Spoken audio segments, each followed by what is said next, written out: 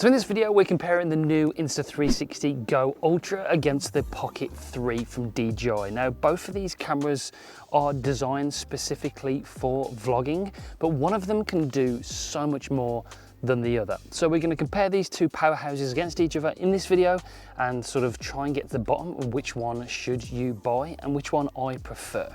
So my first point, the GO Ultra is action ready. It's not only for vlogging, it can do so much more than the Pocket 3. You can't really do much else other than vlog with this camera. You can get some cinematic shots because it's got that nice 1-inch sensor, but when it comes to doing everyday stuff, jumping in swimming pools on holiday, going on hikes over mountains, camping even, which I've been using it for, the GO Ultra is far more suited to that kind of environment. It's more rugged, it's more durable. I've always been a bit worried about using the Pocket 3 on everyday purposes. It's just a bit flimsy and I feel like I'm going to break it. Even when I'm putting it in the case, which I hate by the way, I always feel like I'm going to snap it, and that's what stops me from using it a lot of the time. The Ultra is waterproof as well, down to 10 meters or 33 feet. Not the action pod though, just this bit. So you press this little lock button to release the standalone camera. You can mount this as well magnetically to anything and to the quick release mount to take on a tripod if you want to, or like a floaty stick in water. Wait for the plane to go by. This is waterproof, down to 10 meters or 33 feet, standalone camera. So that's what I really like about this. So it's more capable in more action scenarios. Also, it can be mounted in so many different ways for action sports. You can't really mount the Pocket 3 say on a mountain bike or something to take on a ride, or you know, if you're going skiing or something, there's not really many options to hold that, mount it and store it while you're doing those kind of action sports. With this, you've got so many different mounts, so many different accessories already, although it's just come out, to get sick POV shots, for instance, when you're driving or you're skiing or anything like that.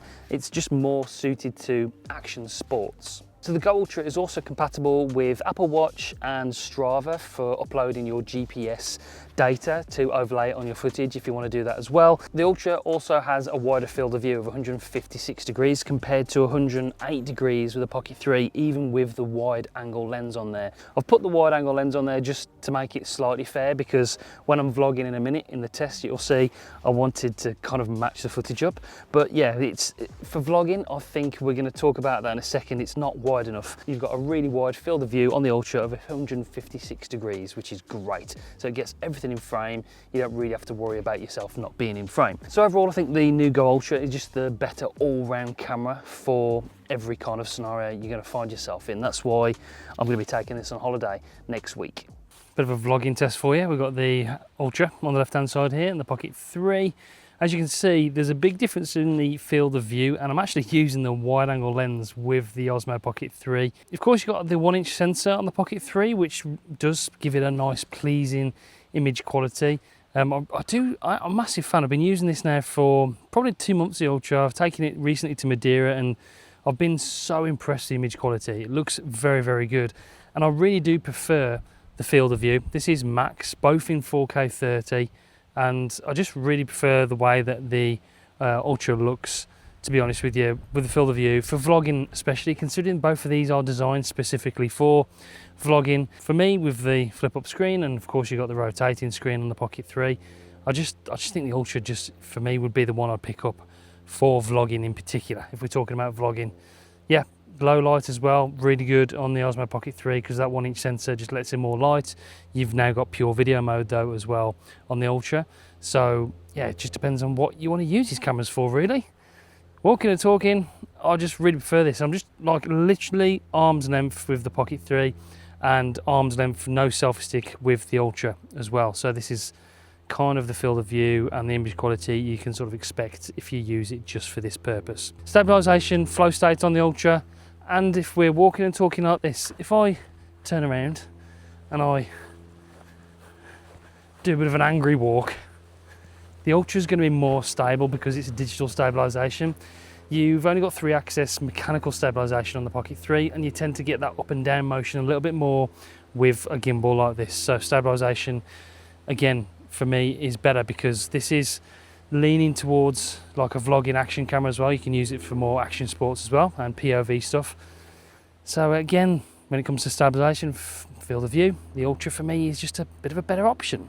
The next thing I love about the new Ultra is that it's introvert friendly. What I mean by that is I come to this place to film out of the way because there's always so many people around. I'm not really good at vlogging in public. I'm still learning, although I know these are vlogging cameras, but I always come out to places like this so I can talk to camera and get away from the crowds. And if you are an introvert like me, this allows you to record in busy places and not really worry about it because it's so small and discreet. It's a tiny 4K camera, so we can take this off here, for instance, and I can put it onto the necklace like that.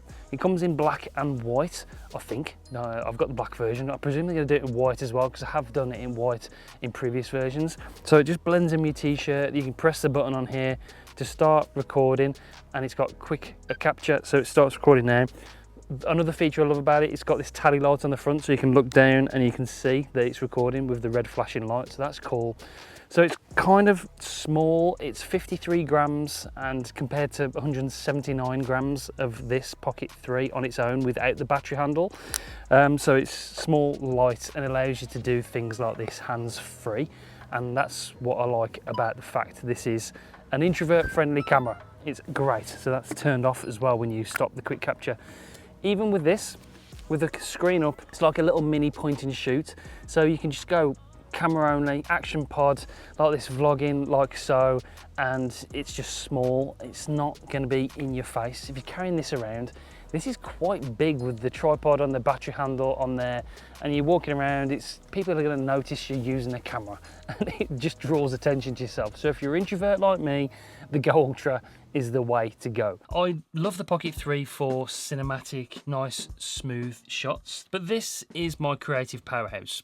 I mean, I can put this in any location, pretty much. It's small enough to fit into holes for me to do a walkover shot. I can put it in trees if I want to. The fact that it has a magnet on the back means that I can magnetize it to anything that can be magnetized to, any metal surface pretty much. So I can use my garage door, for instance, as a tripod, or my car as a tripod, and I can put this just in multiple locations to film different things. You've got the sticky tabs, which I've talked about in my accessories video, which you can sort of stick anywhere. I put it on my car sun visor and turn it the other way around to get like a POV shot with it. It's very useful with those kind of accessories. It can go low, it can go high, it can go pretty much anywhere that you want to stick it. This camera can go to get those really interesting and creative shots. So it's a creative powerhouse. That's what I want to call it. You can, you know, again, your imagination is your only limitation. There is creative shots you can get with this camera, don't get me wrong. It's got the lock mode, you can spin it around slightly, although not all the way around. But with this makes you capture better videos. It can capture different angles, it can capture a different perspective, it can capture perspectives you didn't even know you could capture, and that's what I absolutely love about it. Let's do a built-in mic comparison. I've never been a huge fan of the built-in mic on the Pocket 3 because I think they've lent towards it being more compatible with DJI mic system, which it is. All of the new mics, you can connect 2 of them to this Pocket 3. So the inbuilt microphone isn't that great. They want you to buy the wireless microphone, and I've never had a really good experience with this. It's windy today as well, so I don't expect it to be coping with that wind very well, and I don't expect the audio quality to be that good. When it comes to the Go Ultra, you have got that new microphone on the front, and I've found that the audio quality to be exceptional.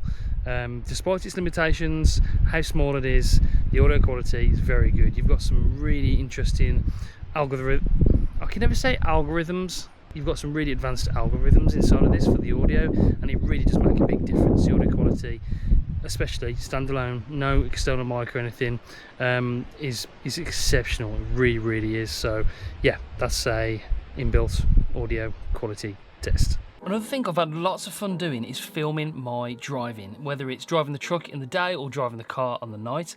POV shots with this new headband and the Easy Clip, I think it's called.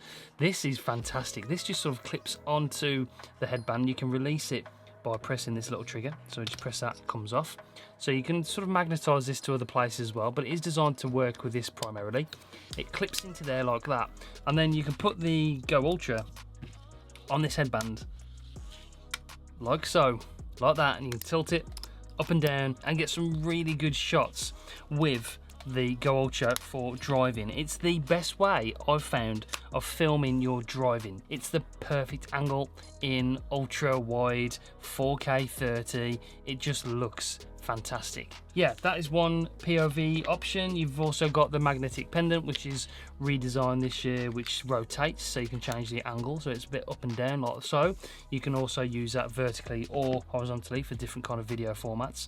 So POV shots is brilliant. You can get creative, anything you can think of. Your imagination really is the limit. It just looks sick. The fact that this is 53 grams camera only standalone compared to 179 grams for the Pocket 3.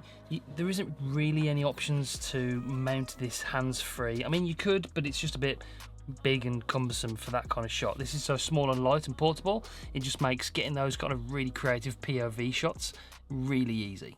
Look, both of these cameras are designed to do the same thing. They are vlogging devices.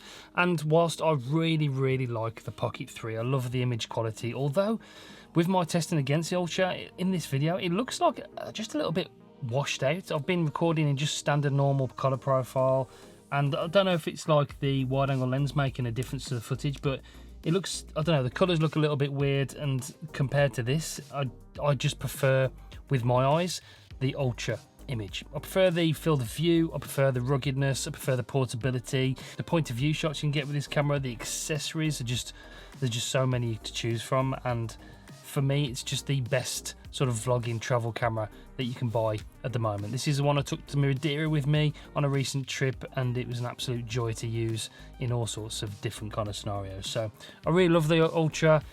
Whilst I will forever have a soft spot for the Pocket 3, I think it's time for the Pocket 4 to come out to see if they can sort of catch up. I feel like it's aging a little bit, just personally, and I'm always wary of using this camera. Like the ruggedness and is not quite there. It's not waterproof, and I'm always worried about just chucking it in my camera bag and this gimbal breaking.